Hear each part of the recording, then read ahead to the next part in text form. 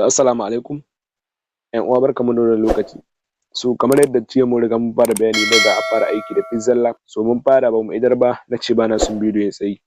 Jiya already mun yi bayani akan wasu abubuwa da dama, insha Allah yau za mu ci gaba da introduction, in ya so kafin mu fara kai ga aiki inda za mu fara aiki da Pixel Lab ɗin, fara irin su content, irin su story, flyer, irin su banner da dai sauransu kamar yadda na yi magana.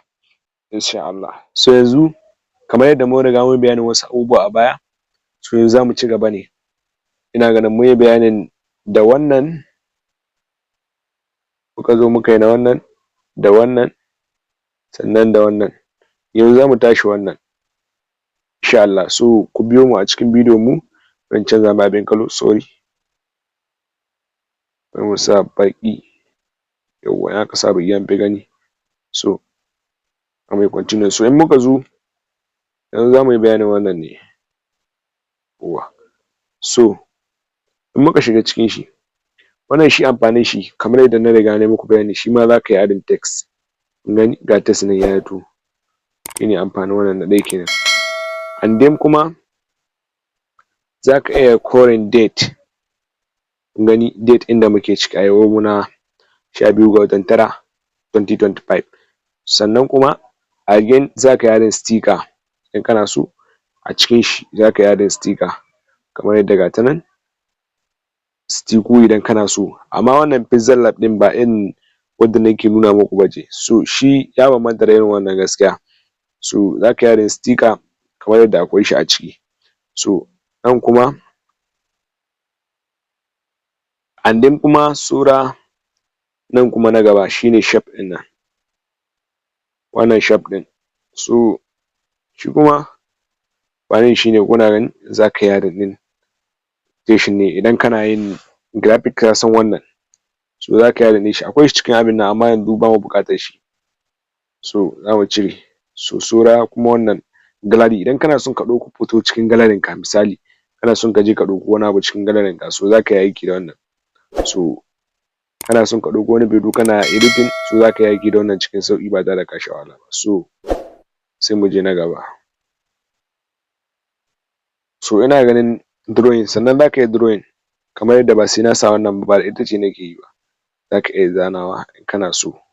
Shi ne amfanin wannan drawing ɗin. And then kuma nan ga shi inda za ka yi saving project idan ka gama. Ka ga misali idan kana so, sorry, idan kana son ka yi saving wani project idan ka yi, ka yi saving ɗin shi, in ka zo ba sai ka koma cewa za ka koma yin irin shi ba.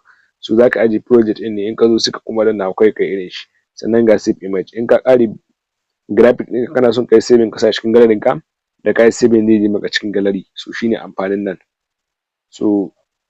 Sai nan kuma again, nan kuma shi ma inda za ka yi saving ɗin ne duk dai. Ga shi nan save to gallery, sannan za ka iya share, shi ne amfanin nan. Sai na gaba kuma, yanzu bari mu fita daga nan. Muka fita daga nan sai na gaba kuma, ina ganin su ɗaya ne waɗannan muhimman abubuwan da za mu yi bayani a kai. Sai wannan, shi ba sai mun yi wani bayani a kan shi ba. Yanda za ka iya sa full screen ne, misali in ka gama editing ɗinka, kana son ka sa full screen ka ga gaba ɗaya screen ɗin, in graphic ɗin ya yi, shi ne amfanin nan. Sai kuma waɗannan abubuwan kamar yadda ba sai mun yi bayani a kansu ba, amma dai za mu ɗan yi bayani a kan wasu abubuwa masu muhimmanci. Nan kun ga na riga na yi muku bayani inda za ku yi adding text ne. Nan kuma ga su nan, nan drawing, ga shi inda za ka yi drawing, nan inda za ka ɗauko hoto, nan sticker, duka mun yi bayani a can. Nan inda za ka iya yin raising ɗin abin, nan kuma inda za ka yi arrow, ga shapes, duka na nuna muku a can. Da amfanin nan. Nan kuma sai na gaba, nan kuma inda za ka iya sa colour ɗin da kake so, misali ka canza kala idan kana so. Shi ne amfanin nan. Sorry, nan inda za ka canza kala idan kana so. Ga wani nan ma transparent, inda za ka yi transparent ɗin abin. Sai nan kuma inda za ka iya sa image size, nan kuma inda za ka iya cropping ɗin hoto, misali in ka sa kana son ka rage mai girma da dai sauransu. Inda za ka ɗauko hoto, already na riga na gaya muku, nan ma haka. Sannan sai mu je ƙasa kuma again, nan kuma in kana son kai aiki da kyamara ne ka ɗau hoto yanzu sannan kai editing akan shi, shine amfanin nan. Sai mu je gaba.